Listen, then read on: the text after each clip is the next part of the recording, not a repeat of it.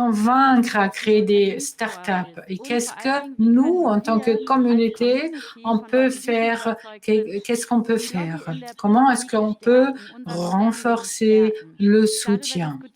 On va en discuter dans le podium suivant. Helen Isler, qui travaille à la télé suisse, va animer ce podium. Merci Léa, bienvenue. Les conditions cadres pour l'économie sociale. Connaît-il? Qu'est-ce qui fonctionne bien? Qu'est-ce qui fonctionne moins bien? Comment est-ce qu'on peut créer de meilleures conditions cadres? Quels sont les bons exemples? Nous avons ici un podium intéressant. Mélanie Mettler, d'un côté, elle est conseillère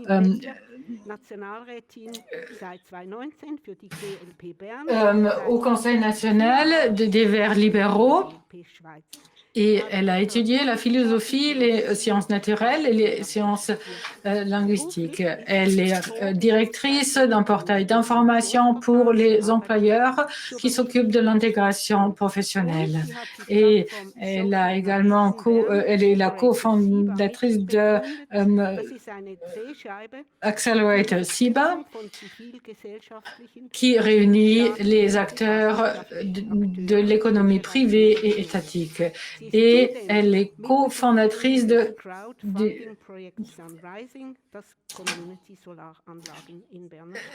d'une autre entreprise qui fait partie de l'économie sociale. À droite, il y a Adrien Wittmer, qui a fait des études de la science économie à l'ETH et a passé un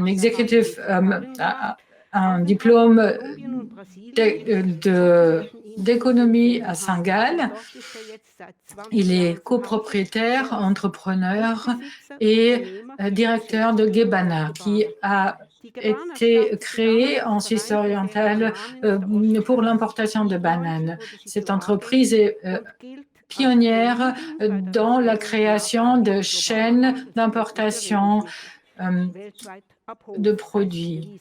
Et donc, il crée le lien entre les produits d'importation et le consommateur. Monsieur Gugger, au Conseil national de Winterthur, il est vice-président du parti PEV. Il a fait des études de gestion sociale. Depuis 15 ans, il gère l'église des jeunes à Winterthur et il s'occupe de l'intégration au travail des jeunes.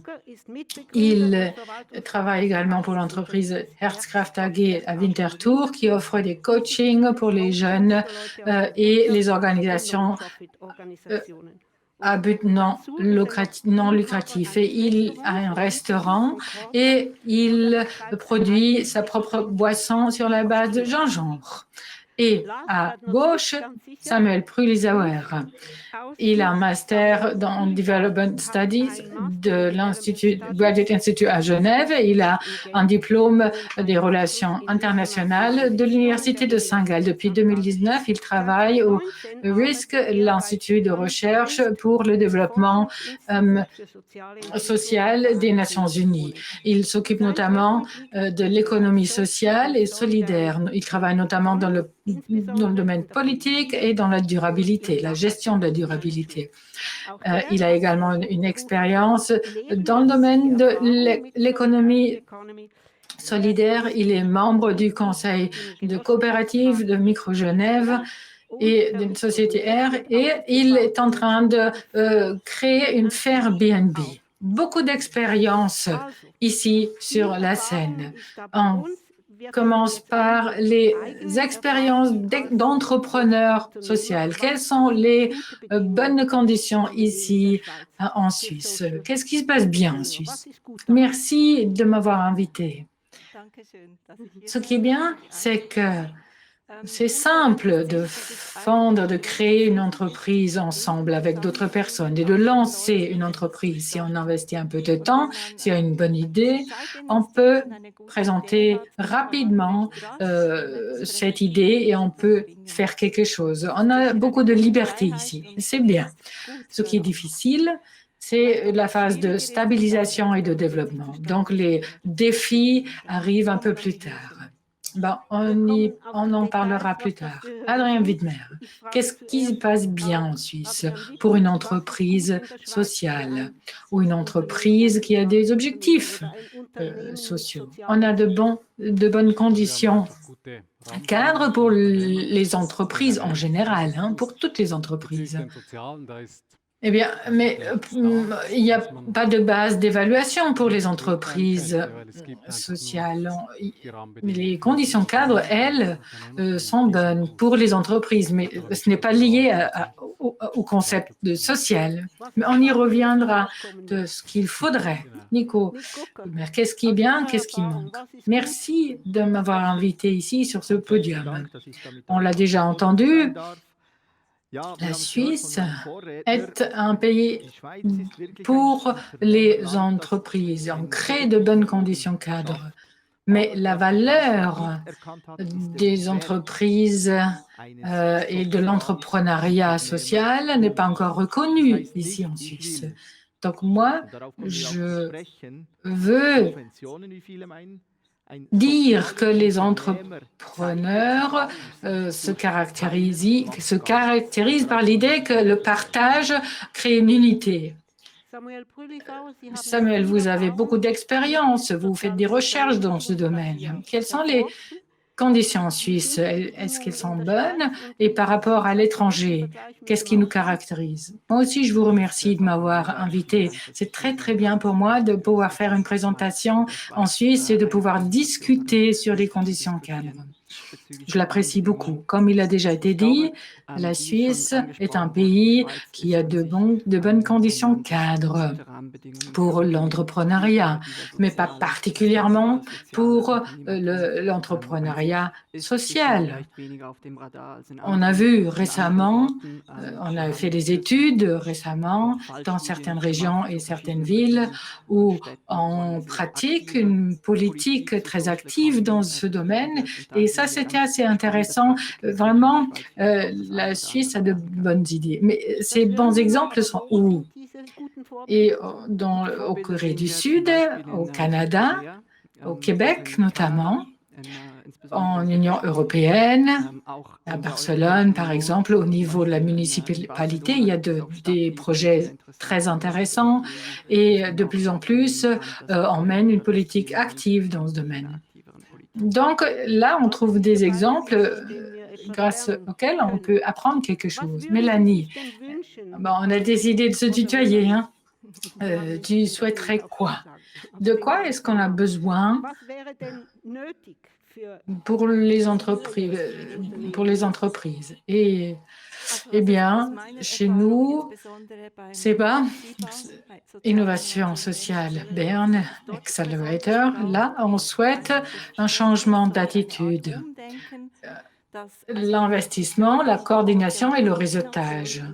Ça, ce sont des points importants pour nous et voilà, on se heurte souvent à ces points.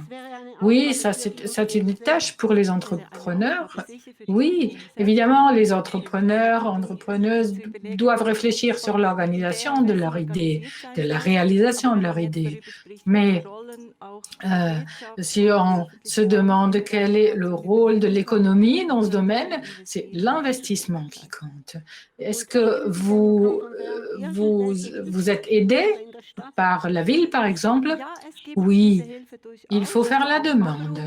Il y a des centres au niveau cantonal auxquels on peut s'adresser et on peut demander de l'aide dans la phase de création, mais on ne nous propose rien. Et là, je pense qu'on pourrait encore faire plus. L'Ikebana, Monsieur Wittmer, existe depuis bien longtemps et vous travaillez avec beaucoup de succès dans le marché, mais ce n'était pas toujours le cas. Quels sont les défis les plus grands? Qu'est-ce qui devrait changer? Eh bien, il y a beaucoup de défis et d'obstacles. Toi, tu l'as dit, ce serait bien si une ville ou un canton pourrait créer non pas un crypto valley, mais un pôle de développement de l'économie sociale.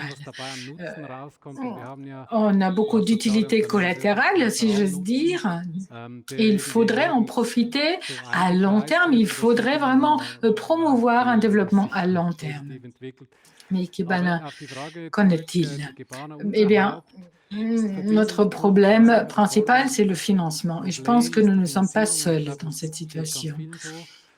Et là, la régulation est négative pour nous. C'est une protection pour les grandes banques, alors qu'on l'appelle protection des petits investisseurs. On a beaucoup de difficultés de se financer. D'abord, on trouve parfois des moyens qui ne sont pas tout à fait légaux et c'était notre situation au départ. Nous ne le savions pas, heureusement d'ailleurs. Et au bout d'un moment, on a affiché une croissance et on a trouvé d'autres moyens. Est-ce qu'il faut des changements au niveau juridique? Absolument. Nico. Voilà, tu m'as regardé comme ça. Oui, nous aussi, on est en train de s'engager au sein du Conseil national. La question est de savoir comment est-ce qu'on peut promouvoir l'entrepreneuriat social et équilibré. Eh bien, moi, j'ai lancé une pétition et je suis curieux de savoir quelle sera la réponse. Adrien l'a dit, il faut avoir une base juridique. La compétition, et on en reparlera, la compétition n'est pas équilibrée, il y a une distorsion de marché. Les entrepreneurs sociaux ont beaucoup plus de mal à atteindre les objectifs. Sur le marché libre, il y a beaucoup de choses à prendre en compte et toi, tu l'as dit, toi en tant que chercheur, tu as dit qu'au Canada, la situation de départ est nettement mieux. Moi, je rêve d'avoir les mêmes conditions sur le marché dans le cadre de la concurrence. Parfois, je ne peux pas faire une même offre parce que mon approche est différente. Mon approche est sociale et on ne prend même pas compte de cela. Ce n'est pas pris en compte. Donc, il faudrait que l'approche sociale devrait être une partie intégrante des appels d'offres. Oui. C'est pour ça que je m'engage depuis une vingtaine d'années, aussi au Conseil cantonal. Cette approche sociale doit être de plus en plus au centre de notre intérêt. Est-ce qu'on veut partager plus dans cette société? Ça, c'est une question qu'on se pose. Est-ce que les gens peuvent participer aussi plus à l'entreprise? Eh bien, quels sont les bons exemples? Quelle est la meilleure pratique? Où est-ce qu'on peut apprendre quelque chose? Non seulement nous, mais aussi la politique. Et il faut faire attention. Il faut faire attention parce qu'il faut d'abord définir les contextes avant de dire voilà, ça c'est un meilleur exemple ou un bon exemple. Nous n'avons pas forcément les mêmes conditions ici en Suisse qu'ailleurs. On parle donc de good practice, de bonnes pratiques, parce qu'on ne sait jamais si c'est la meilleure pratique. Tout dépend du contexte. Mais la Corée du Sud, vous l'avez mentionné, oui. Tout à fait. Là, depuis bien longtemps, on mène une politique active dans le domaine de l'économie sociale. On l'a déjà dit, en Suisse, les conditions cadres sont bonnes pour la création d'entreprises. Mais en Corée du Sud, on s'est dit, voilà, on souhaite étudier ce sujet ensemble avec les actrices et acteurs qui sont qui font partie intégrante de cette économie sociale. Mais souvent, il y a beaucoup de formes différentes, de formes juridiques. On a parlé de la coopérative et il y a d'autres formes. Et lorsqu'on parle de ces formes juridiques différentes, on parle aussi d'approches différentes et d'attentes complètement différentes. Et les meilleures pratiques doivent s'équilibrer. Et on l'a déjà entendu, les modèles de financement varient. Là, on a beaucoup de possibilités. Le gouvernement à Séoul a, par exemple, commencé à créer des fonds. Et grâce à ces fonds, on peut promouvoir certaines économies, certaines entreprises sociales. Oui, donc la politique promeut de façon active cet entrepreneuriat. Absolument. Ensemble, avec des organisations existantes déjà. Là, c'est une approche de partenariat qui est fort intéressante d'ailleurs. Mélanie vient de l'évoquer. Là, il y a déjà des acteurs privés, des acteurs qui s'activent dans le financement. Et au niveau privé et en Corée du Sud, on voit souvent que cette coopération se fait assez rapidement. Ce sont des partenariats publics-privés qui sont assez courants. Et qu'est-ce que fait Barcelone? Barcelone est assez intéressant parce qu'on a une approche bottom-up, donc on travaille du bas vers le haut, de la base vers le haut. Souvent, il y a des idées et des personnes qui sont motivées au niveau politique, qui souhaitent transformer leur société. Donc, on a priorisé dès le départ le développement de ces actrices et acteurs. On voulait développer cette politique ensemble et l'État n'est qu'un facilitateur. Ils ne donnent pas les idées, mais ils mettent à disposition des plateformes. Et ça, c'est une approche assez intéressante, un peu comme une consultation, mais moins institutionnalisée. Donc, la gestion de la politique et la mise en œuvre au niveau politique, ça se fait toujours en coopération avec les acteurs et avec la base. Et je vous pose la question de savoir, mais qu'est-ce que vous espérez? À quoi attendez-vous de la part du SECO, par exemple? Si tu travaillais pour le SECO, tu dirais quoi? Accélérer? Mais de quelle façon? Oui, j'aimerais bien revenir sur ce que tu as dit. Les conditions cadres juridiques, ça c'est clair. Ça, je n'ai pas en parler parce que je pense que là, on peut apporter des corrections relativement facilement. Mais le changement culturel, ça c'est autre chose. Si on pense qu'on est facilitateur, et si on voit le besoin de coordination, qu'est-ce qu'on fait? Ça, c'est un des aspects. Mais Nick l'a dit, le rôle de la main publique sur le marché privé, c'est quoi? On fait des appels d'offres et avec ces appels d'offres, on façonne le marché. Et si dans le cadre de ces appels d'offres, on ne mentionne même pas la durabilité ou l'économie sociale, on donne un signal. Moi, j'aimerais bien. J'ai déjà travaillé avec la Confédération où on m'a demandé comment faire. Et là, on a bien vu qu'il faut avoir une transformation culturelle. Mais on t'a posé cette question? Oui, il y a des idées qui vont dans ce sens. Et pourtant, lorsqu'on fait un appel d'offres pour avoir des bureaux, par exemple, ou pour des rails, on prend toujours l'appel d'offres de la dernière fois. On n'a pas beaucoup de temps pour y réfléchir, pour reformuler le tout. Et donc, il faut reformuler le tout. Donc, les rails, c'est peut-être pas un bon exemple, mais je sais que ça existe. Donc, normalement, on prend l'appel d'offres d'il y a une dizaine d'années. Et nous, on s'est dit, voilà, on va faire autre chose. On prend une équipe et vous allez repartir de zéro, vous allez formuler le tout autrement.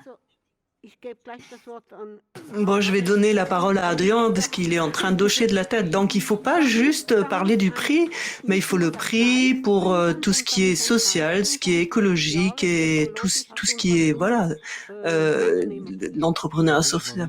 Oui, bah, il y a le ping-pong, c'est l'approvisionnement, mais il faut aller plus loin. Quelle est l'économie au sein de la société? C'est une sorte de contrat. En tant qu'entreprise, on a une liberté parce qu'on apporte quelque chose à la société. Mais parfois, c'est un peu trop ce qu'on apporte. On a un petit peu réduit à combien ça coûte les impôts, etc. Et je pense on a souvent des personnes qui se plaignent, le représentant de l'économie, pourquoi on nous met plus en valeur. Et je pense que c'est ça qui est peut-être intéressant, aussi bien politique que sociétal. Qu'est-ce qu'on veut comme économie? Et je pense que ça peut être économie du marché, mais on peut peut-être un petit peu élargir le cadre. On va peut-être dépasser le côté, il y a les impôts et donc il faut répondre à ça. Mais on veut aussi, par exemple, que l'économie fasse de l'intégration sur le marché par le travail, enfin l'économie. Donc, je pense c'est important. Nous avons un problème au niveau de la société environnementale et on va essayer de résoudre cela en tant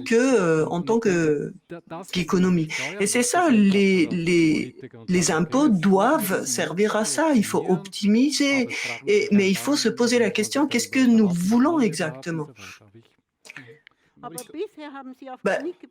Je crois que c'est une question de prise de conscience, parce que pour l'instant, il faut réellement que cette prise de conscience s'ancre dans les têtes. Je peux être très, très simple. Bon, repas de Noël de la ville de Bâle. Pourquoi la ville de Bâle va manger dans un restaurant chic? Pourquoi on ne peut pas aller choisir un restaurant qui s'engage au niveau social? Parce que là, il y a vraiment un retour, parce que peut-être que eux, ils investissent dans des personnes qui sont sorties du marché. Voilà, j'ai travaillé dans la gastronomie, dans l'industrie. Avant, on avait une personne qui était présente et qui était concrètement là. Et pourquoi on ne donne pas l'émission lors des appels d'offres à des entreprises qui justement respectent tous ces paramètres? L'entrepreneuriat social doit faire un profit, donc un impact pour pouvoir réinvestir auprès des plus défavorisés. Et si on fait pas ça, on a perdu, même au niveau fiscal. Mais si on travaille pas avec les mêmes armes, justement, c'est là où c'est difficile. Comment je peux embaucher des personnes qui sont un peu plus faibles sur le marché du travail et peut-être plus lents aussi, ou qui veulent, qui sont pas prêts à tout? Comment je peux continuer à être compétitif? Qui le fait? Qui propose des solutions meilleures? Je pense que ce qui est peut-être intéressant, c'est travailler ensemble. Tu viens de le dire. Ce qu'on voit dans les études de cas, c'est le modèle de culture, c'est l'économie sociale est comprise en tant que partenaire. Le gouvernement n'est pas juste en train de dire on a différents secteurs dans l'économie, on va essayer de trouver des cadres, de proposer des choses, mais le gouvernement a également quelque part des objectifs sociaux et environnementaux et qui sont importants pour la société, l'environnement durable, et l'économie sociale est justement là pour travailler dans ce sens-là. Et c'est pour ça que nous voyons très souvent les appels d'offres. On en a parlé lorsque les gouvernements. Mais ça existe, il y a des pays où ça existe. Oui, bien sûr, il y a des systèmes de points lors des appels d'offres, quand il y a plusieurs candidats. Par exemple, le critère social et environnemental, ben, ça peut apporter des points en plus. Et donc, on le met en valeur. Oui, tout à fait, oui. Peut-être, justement, on va décider, bon, il y a une solution moins chère avec qui on a déjà, une entreprise avec qui on a déjà travaillé. Mais si on tient compte des paramètres environnementaux et sociaux, ben, peut-être que l'autre solution sera meilleure.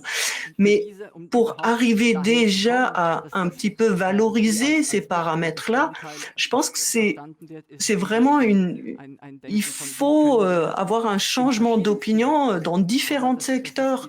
Bah, on a des choses, on a parlé dans l'énergie, dans tout ce qui est parc immobilier. Il y a plein de secteurs où on a la possibilité de travailler en partenariat avec l'écologie sociale. Et c'est cette approche un petit peu plus large. Je pense que dans toutes les actions du gouvernement, il y a toujours des possibilités d'intégrer l'économie sociale. Donc c'est vraiment dans les différents ministères, mais en tout cas pas seulement le ministère des Affaires sociales et environnementales, mais tout le monde. Oui, on voit dans d'autres régions et d'autres villes. Il y a tous les services qui doivent travailler et qui doivent tenir compte de ça. Oui, je suis content que tu dis ça. Il faut que tous les services, tous les ministères, toutes les épaisseurs, le ministère des constructions, voilà, il faut que ça traverse toute la scène politique, mais également l'opinion publique privée.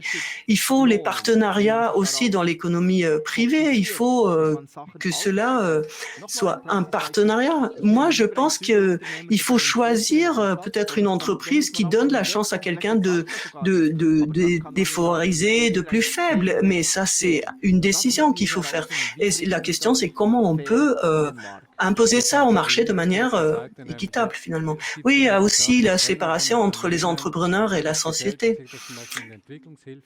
Il y a d'autres pays en Union européenne qui sont beaucoup plus avancés là-dessus. Il faut se poser la question, qu'est-ce que nous voulons? Est-ce que nous voulons créer 1000 emplois ou alors donner accès à notre marché? Bah, on peut trouver des solutions très différentes et l'entrepreneuriat est un aspect.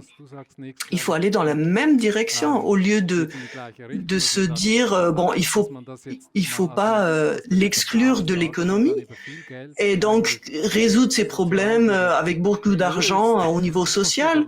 Bah, comment on pourrait éventuellement travailler avec des entreprises sociales en pouvant mettre tout ça sous un même dénominateur. Donc, peut-être qu'il faut penser de manière un peu plus entrepreneuriale dans l'entreprise sociale. Oui, quand vous parlez du direct marketing, c'est quand même aussi un soutien que vous le voyez comme ça. Oui, mais des fois, on a quand même souvent une limite dure que nous allons pas dépasser. Par exemple, concrètement, c'est arrivé il y a pas longtemps, la conseillère nationale est partie en Burkina Faso pour voir ce que la Suisse fait sur place. Mais il y a une entreprise qui fait quelque chose dans ce domaine-là en Suisse et nous, on vient jamais nous voir. On va toujours voir des projets. Les politiques vont toujours voir des projets, mais finalement pas des entreprises. C'est vraiment une lacune énorme. Oui, je pense que c'est une lacune énorme, mais je pense que c'est surtout que c'est une pensée un peu sectorielle. Moi, je voudrais rebondir. Pourquoi je parlais du changement de culture, de la sensibilisation, de l'explication, de la coordination. Si on devait commencer, voilà, on recrée la Suisse. Bien sûr, on ferait exactement ça, mais nous sommes dans une Suisse qui s'est créée au fil du temps, et donc il y a des structures qui sont fixées. Nous devons travailler avec les conditions que nous ayons. Je ne suis pas en train de défendre voilà, le gouvernement. Mais il y a ces tendances-là, notamment pour l'approvisionnement durable. Il y a des centres de compétences que la Confédération a mis en place. On peut aller demander des conseils. On vous aide. Hein. Il y a beaucoup de choses qui sont faites. Mais là où ça coince un tout petit peu, c'est dans la réalisation, dans la mise en œuvre. Et c'est un peu comme l'environnement, c'est pareil. Il y a beaucoup d'argent qui est investi dans le développement. On peut faire un projet et puis on peut développer un nouveau projet. Mais finalement, quand c'est la mise en œuvre dans la société, c'est là où ça coince. Mais il faut, on a des projets qui sont financés, qui sont soutenus par publiquement.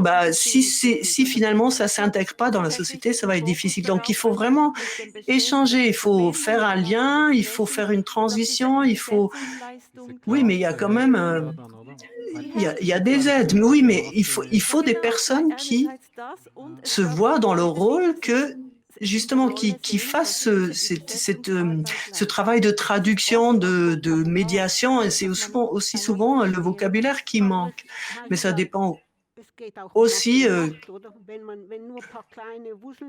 Ça dépend aussi. Il faut quand on doit changer quelque chose, il faudrait peut-être développer un peu plus d'énergie, plus de choses. Moi, je pense si je dois être provoquant, il faut avoir plus de courage dans les administrations, mais également dans l'économie privée. On a parlé de beaucoup de start-up aujourd'hui. Il faudrait peut-être donner plus de possibilités aux start-up. Et moi, je m'énerve un tout petit peu quand je vois Corée du Sud là-bas. Les start-up sont réellement favorisées avec le système de points. On a des possibilités, mais moi, en Suisse, en tant que start-up, moi, je peux pas bouger. Mais vous dites, on devrait. Mais c'est qui on? C'est la société. Mais la société, c'est aussi difficile. Non, moi, je pense qu'il faut vraiment que chacun doit commencer par soi. C'est moi, je dois commencer, ça passe par toi. En tant qu'entrepreneur, la question, c'est comment nous pouvons continuer à développer une société durablement. Et moi, j'ai dit, quand on partage, finalement, ça fait un tout. Donc, vous dites que vous dites que Bana is changing the rules. Donc, on redistribue les cartes.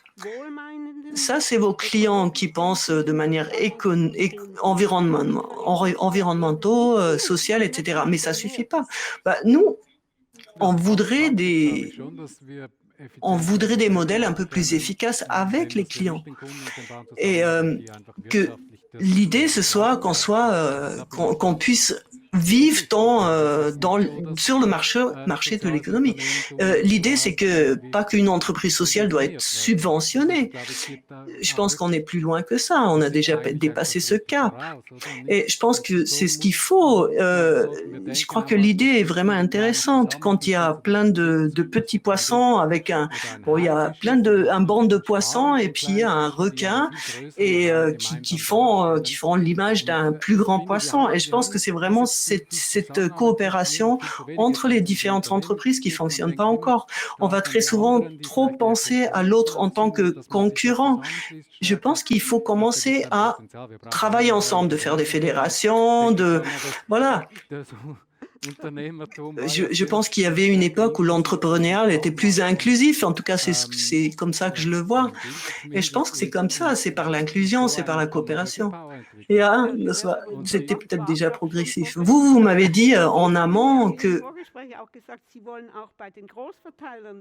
l'idée, moi, je cherche à voir comment on peut être plus grand. Bon, c'était un exemple que j'ai dit tout à l'heure. Il y a beaucoup de fournisseurs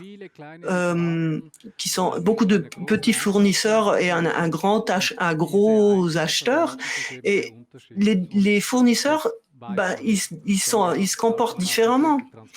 Mais c'est là, avec plein d'autres fournisseurs, notre idée, c'est vraiment de retourner la situation et de se vendre auprès des grands Je ne sais pas si on va arriver à faire cela, mais si il y a des entreprises innovantes et qu'on pose la question au niveau de politique, comment on peut créer des options un peu plus intéressantes, de retourner la situation. Je pense que c'est comme ça qu'on peut avancer. Et vous pouvez le dire, deux sont des coopératives. Où est-ce qu'on avance mieux dans les différentes entreprises quand c'est des coopératives? Je pense. Alors, chez Coop, au cours des dernières années, on a le secteur durabilité. On avançait quand même beaucoup plus vite, mais ça dépend un peu des secteurs. Ça, c'est mon opinion personnelle, mais ça dépend comment on négocie. Moi, je souhaiterais revenir et peut-être faire un lien avec ce qu'on a dit, le pouvoir. Je ne sais pas si pouvoir, c'est vraiment ça, mais en tout cas, nous avons une résistance à la transformation. C'est très difficile de changer un système. Et quand tu dis que finalement, on est plus proche de ceux qui pensent à l'avenir que ceux qui pensent aller au passé. C'est peut-être plus facile aussi de représenter pour quelqu'un qui pense dans le futur. Il faut que nous en facilitions les choses pour ceux qui ont le pouvoir. C'est pas forcément leur objectif de garder le pouvoir. Ils font ce qui est le plus simple dans les administrations. Et aussi, mais en tout cas, on a quand même des incitations que nous, on peut changer. Il faut augmenter la possibilité de transformer. Il faut, comme j'ai dit, traduire. Il faut savoir de quoi on parle. Bon, je ne voulais pas. Je voulais savoir, vous dites que vous voulez faire des changements politiques. Qu'est-ce que vous attendez des changements des politiques? Mais concrètement, qu'est-ce que vous attendez? Je pense qu'il y a encore beaucoup de choses à faire dans la politique. Il y a encore des devoirs à faire. Mais quand je pense à l'ancienne FDP, le patron qui s'investissait pour l'employé le plus faible. Aujourd'hui, on l'a plus. Donc moi, je vais plutôt appeler les coopératives. Je pense que là, on pourrait encore un petit peu augmenter l'entreprise sociale parce que il y a d'autres concurrents qui sont beaucoup plus justes, beaucoup plus équitables dans la vente. Donc j'appelle aussi à la politique. On a la commission de la concurrence que je demande aussi de regarder de plus près la concurrence. La concurrence, je pense qu'elle est tordue, surtout pour les startups sociales. J'ai pas compris au niveau du grand distributeur. Moi, j'ai dit que le grand distributeur, il a beaucoup d'influence et c'est voilà, on parle d'aliments pour la COP, c'est beaucoup plus efficace que d'avoir un achat durable que pour la Migros. Mais les deux sont quand même très bien placés dans la totalité. Nous pouvons continuer à parler, aller jusqu'à l'individu. Par exemple, pour les producteurs suisses ou toi en tant qu'entrepreneur social. Mais les plus grands obstacles que vous vivez, c'est justement que la valeur de l'engagement, aussi bien social qu'environnemental, est pas mis en valeur. Oui, on a bientôt 2 initiatives pour les pesticides et l'eau potable. La concurrence et le marché et à quel prix on négocie les choses. Et ça commence par moi. Qu'est-ce que j'achète? Quelles sont les conditions? Qui je soutiens? Et comment je prends conscience que je soutiens des entreprises? Et je l'ai dit tout à l'heure de manière un peu critique. Moi, des fois, je me demande, est-ce que je veux plutôt acheter Migros ou Coop, même s'ils ont un bilan plus propre, plus positif. Maintenant, je m'adresse aux chercheurs. Quels seraient les paramètres qui nous feraient le plus avancer? Moi, voilà, vous connaissez la Suisse. Qu'est-ce qu'il nous faut en Suisse? Je pense on a peut-être deux sujets au niveau des conditions qu'il faut. D'un côté, la question, c'est qu'est-ce qu'on peut mettre en place, par exemple, pour les appels d'offres, qu'on essaye de plus valoriser les critères sociaux et environnementaux. Mais comme Mélanie l'a dit, mais c'est aussi, nous sommes résistants à la transformation. Et aujourd'hui, je crois que lorsqu'on parle, quand on veut s'informer sur l'entrepreneuriat social, on trouve les informations. Et je pense qu'on trouverait aussi le financement. Mais ce que nous ratons, c'est qu'il y a un énorme potentiel qui n'est pas encore utilisé. Et je pense que c'est à côté des critères sociaux et environnementaux pour les appels d'offres, par exemple, il faut que nous essayons de trouver aussi, de regarder aussi comment les autres entreprises fassent pour sensibiliser la société, que l'idée de l'économie sociale soit plus promue, par exemple dans les écoles, par exemple dans les salons professionnels. Donc, il y a des initiatives qui peuvent se mettre en place pour que cette idée soit plus populaire, pour que ce soit plus facile pour la population de s'informer et puis de comprendre. Et je pense que ce potentiel, il serait certainement mieux utilisé. Parce que même si les critères environnementaux et sociaux et qui est le financement, il n'y a pas de demande parce qu'il y a beaucoup de gens qui s'occupent pas de cette question. La sensibilisation est importante et là, je pense qu'en Suisse, on peut faire plus de choses et en même temps, je vois aussi, quand il y a une demande après qui sera plus forte, il faudra des cadres facilitateurs. Je pense que c'est vraiment ces deux éléments qu'il faut mettre en place. D'un côté, les impulsions et qu'on regarde très concrètement au niveau gouvernemental. Est-ce qu'il y a un engagement? Est-ce que au niveau de la politique, on veut une économie sociale? Est-ce qu'on veut promouvoir une économie sociale? Qu'on veut informer les gens de mieux? Mais au Canada, vous avez dit ça existe ça ou? Au Québec, aussi bien au Québec que dans les autres villes que je connais, dont j'ai parlé, on a aussi au Royaume-Uni, il y a aussi un Paris Social, une initiative Paris Social au niveau européen. On a aussi des initiatives qui se mettent en place. Donc, il faut sensibiliser vraiment les clients et les clientes. Et j'ai l'impression que c'est quand même en train d'arriver ici, la sensibilisation. Mais quelqu'un a dit, même comme dans l'agriculture écologique, il y a peut-être des gens qui sont plus favorisés. C'est moi, dans l'agriculture, on a l'habitude au niveau de la société de dire qu'est-ce qu'on veut valoriser. Par exemple, des arbres fruitiers à haut tronc. Maintenant, au départ, c'était un peu difficile. On s'est dit, mais la production, c'est plus important. Mais il y a d'autres secteurs où on pourrait avoir une utilité différente et utiliser les impôts autrement. Et c'est vraiment une transformation des idées. Moi, je suis un peu sceptique. Un appel comme ça, il faut définir de manière pragmatique de nouveaux objectifs. Il faut avoir des incitations importantes, notamment dans l'agriculture, mais dans d'autres domaines aussi.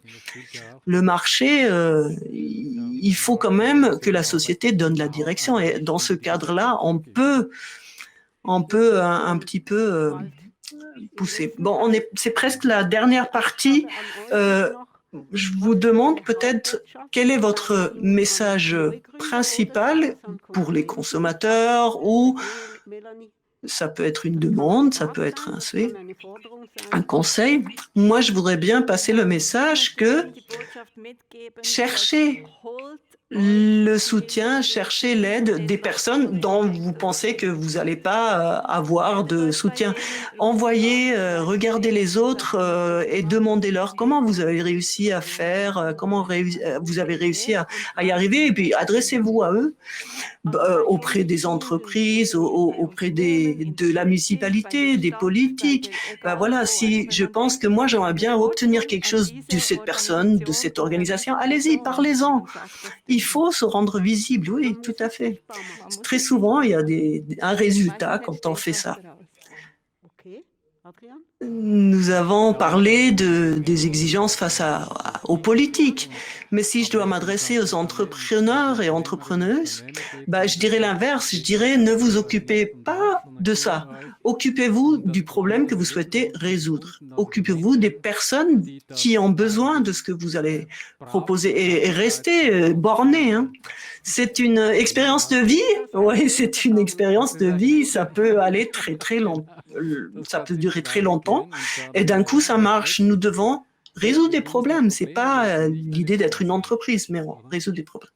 Mais s'il y avait un changement politique, personne ne serait contre. Non, concrètement, peut-être qu'il faut arrêter de protéger les banques et permettre à aux sociétés de se financer.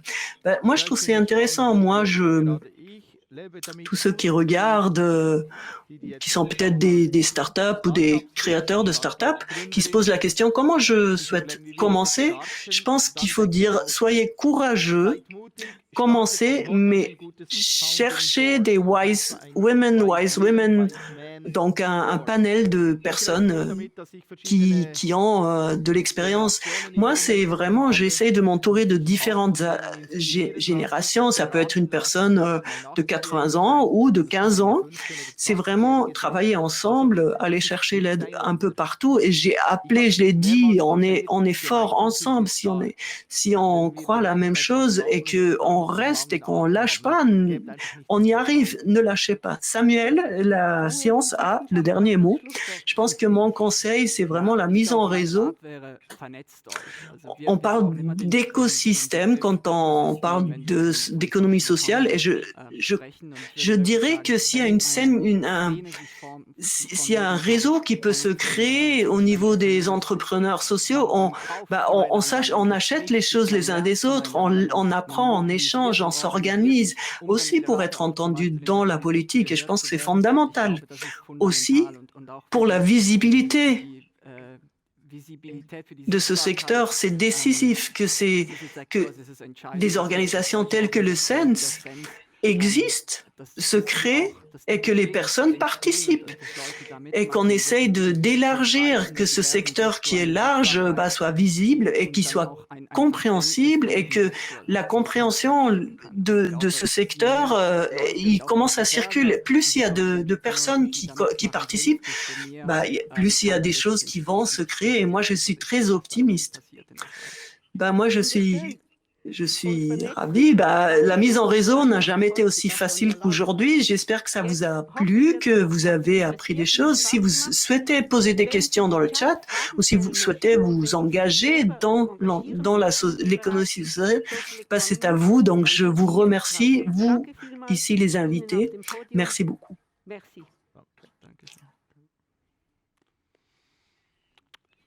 Merci beaucoup, Hélène, et merci à ce panel très dynamique, ce podium. Je pense qu'on a appris plein de choses et on vient de le dire. Il faut formuler des revendications et SENS le fait de manière très active.